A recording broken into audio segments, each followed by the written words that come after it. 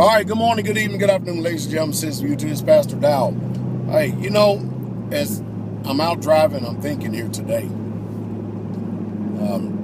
I'm watching a turn of spirits inside of people. I'm watching people who simply just seemingly, they cannot be content with their own life unless they have some type of influence, some type of attitude, and some type of input into everybody else's life. Here in America, what an amazing spirit, what a remarkable spirit that is nothing but demonic to the core. I've lived outside this country. I've had a view of pretty much a lot of the world, a great majority of the world. And that means I've interacted with a lot of people. I've met a lot of people from different cultures and different backgrounds, and I pretty much know, the diversity of humanity throughout this earth. But here in America, it's getting to the point, it's getting so bad that, not for the fact of the matter you can't fellowship with people, but you have to be very careful of the company you keep, even in church. And you have to be very careful of the people who you speak to, you talk to, what you let them know about you, because they are getting just as worse, and they're getting it just as bad as news reporters at twisting stories, twisting your words, and what you're saying is pretty bad. I mean, it is literally pretty bad. But I do not understand for the life of me why people think, and they have it in their conscience and mind, that unless somebody is living, and the people in your spirit, unless they're living life the way that they think they ought to, they should, you can't have peace. Let me tell you something. I love the people in our assembly, in our church. I really, truly do. And many of them for years have made it known by not saying anything, but just by literally doing. We love y'all, but yeah, we're going to keep our distance from you. You understand me? We're going to keep our distance from you and stuff like that. We're not going to let you know what we're doing. And that's fine and good. That's their prerogative. But it's amazing when people come to Straightway, they act like they got to know. They even have to know the people's underwear size just in order to be content in their life. And that's how bad that it is. They act like that they have to know everything about us, where I'm going, where I'm at. And I try to be transparent as possible as a pastor. But, I'm starting to see that I have a whole lot of enemies, a whole lot closer than I thought. And I can see clearly with the way that this generation is going, how that many people, even though you're not doing anything so-called quote-unquote legal, illegal, whatever way you want to define it, and don't get me wrong, I do believe in civil disobedience,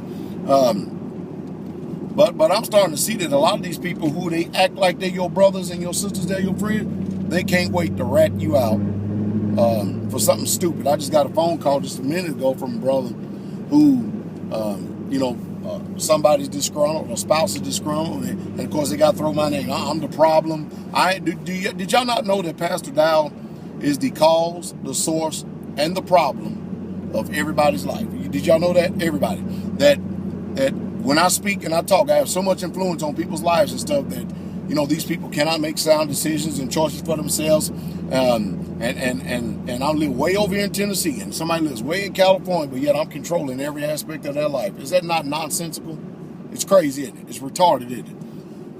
But it's amazing. But you can go ahead and believe your fairy tales. You can listen to your lying preachers. You can listen to your lying news media, your lying mama and daddies, your family members that are all jacked up, they're drunks, whoremongers and drug addicts and everything else. And as long as you're doing fine, but don't you dare once talk about keeping the commandments. You're a public enemy number one. And it's amazing the change in spirit that people have, and the type of attitude that they adopt whenever you decide to live independently of what they think that you ought to live. I mean, after all, in this world, they tell you if you're 18, you're grown. Okay, that's what they say. I know that when you're 18, you're not grown. I've been 18 before. As a matter of fact, I didn't even actually consider myself what you call an adult until I was long about 23, 24 years old.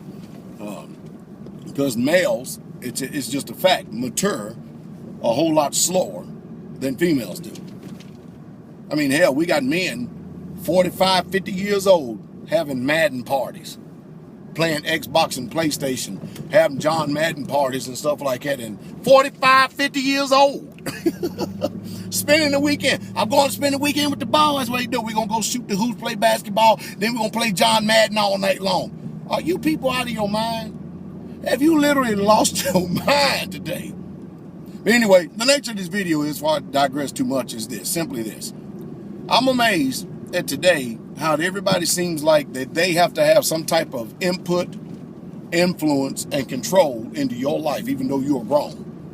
I'm going to tell you what I'm learning. I'm learning more so than anything to keep people not only out of our lives, but the community life as well. With the exception of those who are really close to us and stuff, because we want the saints that are close to us, you know, to really be close. But it's getting bad out here with the types of spirits. The heart is being discerned. People hate the heart that they see. And most people can't even, you know, they justify their wicked heart. They can't even understand exactly the communication of it. But, man, we have got some serious problems in this generation that we're living in. Hey, y'all have a good day.